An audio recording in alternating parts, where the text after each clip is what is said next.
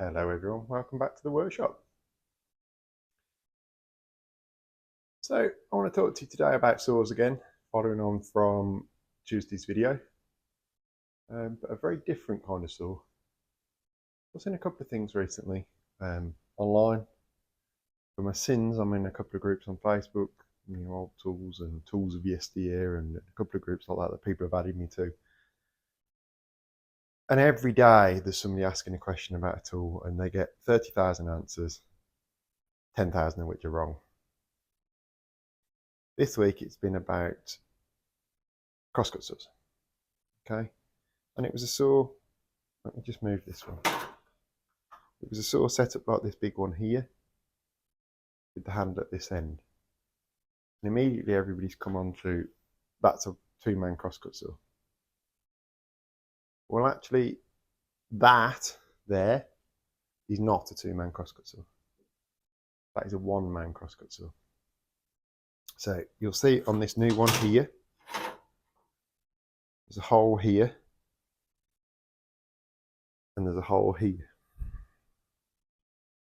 Okay, and they take a handle that looks like this. This one's actually damaged.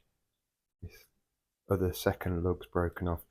But they have a pin that goes through, and then they're tightened up by unthreading this handle here. And that little clip there sits across the top of the plate. And so that sits in there like that. And then when you tighten it up, the handle's rigid, like that one should be and isn't. So that's what they look like set up in the one-man crosscut position. Okay. And what that allows you to do is place your left hand on the saw and use that saw with the kind of power, the forward drawing motion of both hands, which allows you to keep moving that saw, because you shouldn't be putting downward pressure on a saw like this. Any saw you shouldn't be putting downward pressure on. You should actually be letting the saw do the cutting just by placing the angle of the teeth to the cut, and just pushing it forwards and pulling it backwards. So these one-man crosscut saws were used most obviously for firewood, but once a log had been felled, certainly in the coppice world where you would be making fencing material, you might be making blanks for ladder staves, ladder rungs, not staves, and that sort of thing. These big crosscut saws then come into their own. You felled your pole with your axe or your crosscut saw, your whip saw, which we'll come on to in a minute. And so you have your poles on the ground. You want to then create, roofing lath, plastering lath, shingles, fence posts, pretty much anything that comes out of coppice woodland and comes from working logs that are 9, 10, 12, 14 inches in diameter. This is what these crosscut saws are for. These one-man crosscut saws are for. And that's why these 3 foot and 3'6" saws are so common. Because most of the wood that was being worked with these saws was much smaller. These bigger saws are not over common, but you do find them more often set up in the two-person use position. But that doesn't make them a two-man saw. These are still a one-man saw. Pretty much any of these saws with these enclosed handles like this are one-man saws. And this one in particular is a particularly nice one because it's a Robert Sorby. Unfortunately, somebody's butchered the teeth on this one. I think originally it was a plain tooth pattern like this, and they've broken every other plain tooth off and then created these M teeth in between.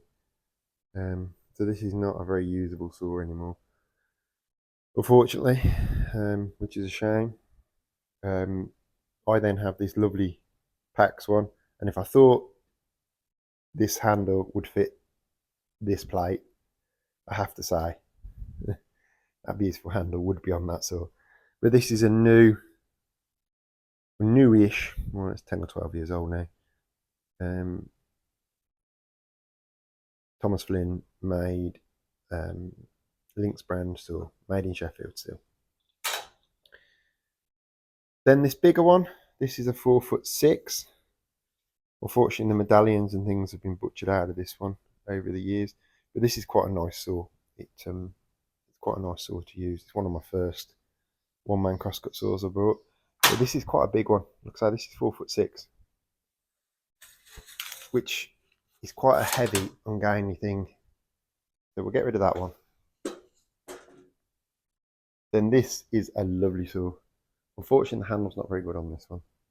And I am going to, so on that saw there, the gubbins are good. So what I'm going to do is I'm going to actually replace this broken threaded section, and I'm going to take that handle there and make one good period handle out of those two damaged handles. And that's going to be destined for this saw here. Because it's got beautiful deep gullets still. It is slightly overset, but it is nice and sharp. We had this saw running for a young farmers have a go competition many years ago, and I don't think it's done anything since. But we greased it up after that. And like I say, this is the 4'6" one. There's no obvious maker's marks on it. It's a fairly recentish one. There's nothing in the way of maker's marks on it that can be seen now. But this cut's lovely. And you can see there, there's not a huge amount being lost off this saw. You know, this would have been flush with the teeth at one. This edge here would have been like this one and would have been flush with the teeth at one time. So it has been sharpened, but it hasn't lost a vast amount when you compare it to this one here, for example. This one has lost a vast amount. So what are the other two saws? Well, now we're into the true two-man crosscut saws. So they are the handles that go with these two saws. Again, held with a pin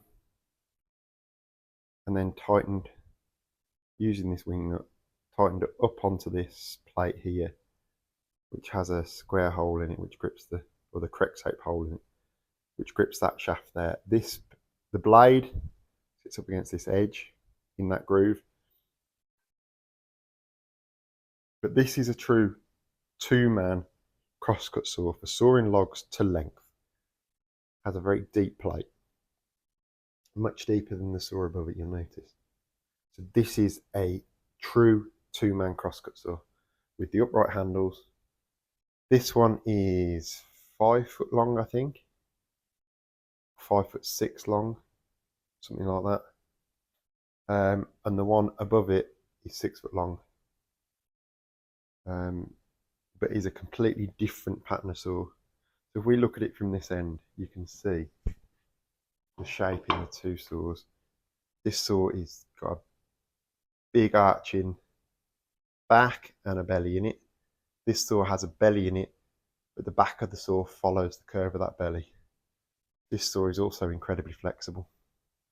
This saw is what's known as a whip saw, or a buck saw, or a felling saw. Whereas this is for cutting. It's a much stiffer plate. Okay, that saw's a lot stiffer. Still flexible, obviously, because its size. It's a lot stiffer than this saw that's known as a whip saw. And the reason for that is that this saw would be used by two operators with these handles on, same as the other one. And it would be used for felling trees after you've put your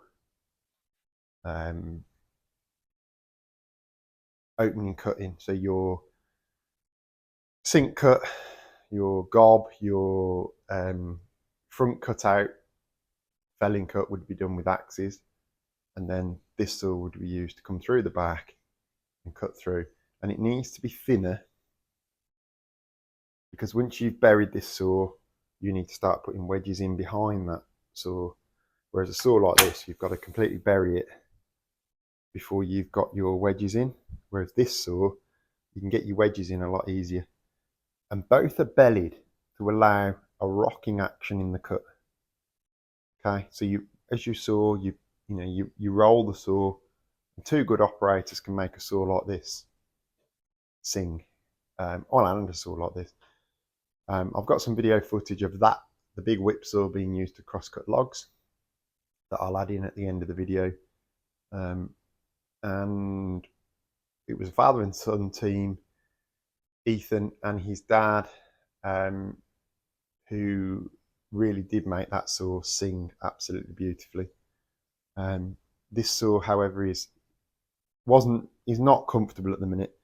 There's a couple of damaged teeth, and actually it's not been sharpened for about 15 years. So I do need to have a really good go at this saw to get this one working. I just unfortunately didn't have time before the event to do that.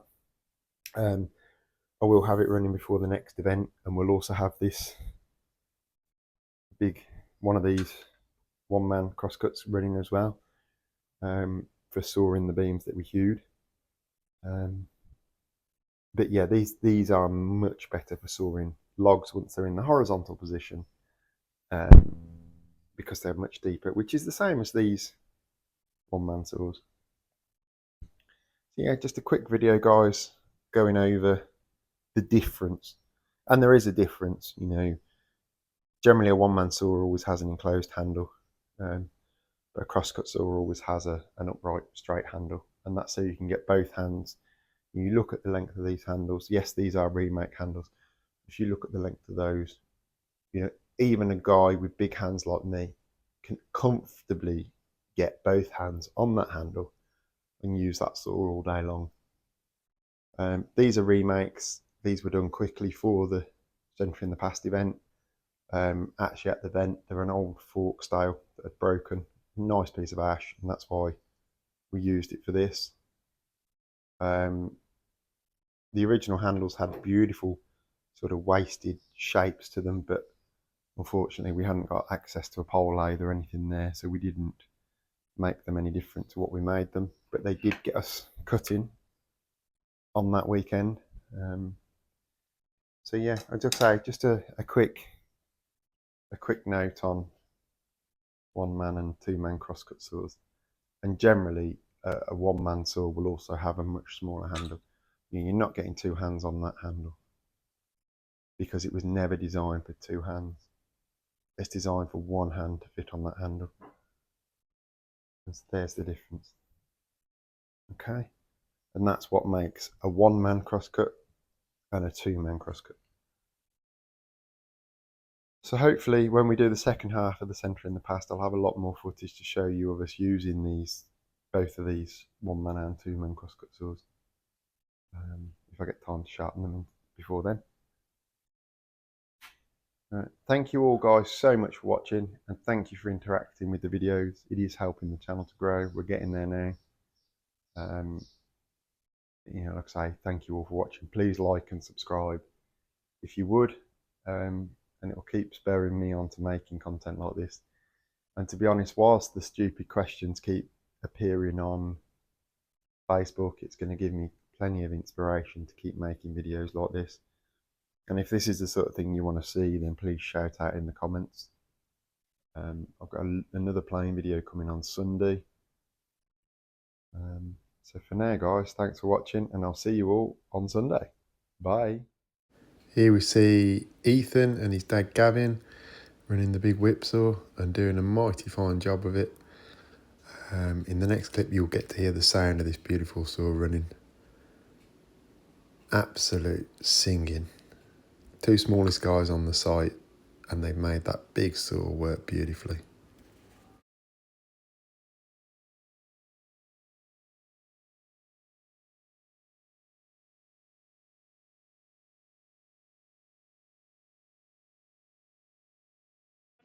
On pale ale. That's Dave's job. Where are you guys from? Worcester. Oh, are you? Yeah. It's alright, I'll still talk to you. Wrong side of the river? Yeah. No, mate, I'm from Monmouth, so it's... Okay. Wrong side of two rivers. It's Welsh Africa now. So, no, I had some Yeah, let me tell you something. That gym membership you thought about buying, don't use it. After a day's worth of that.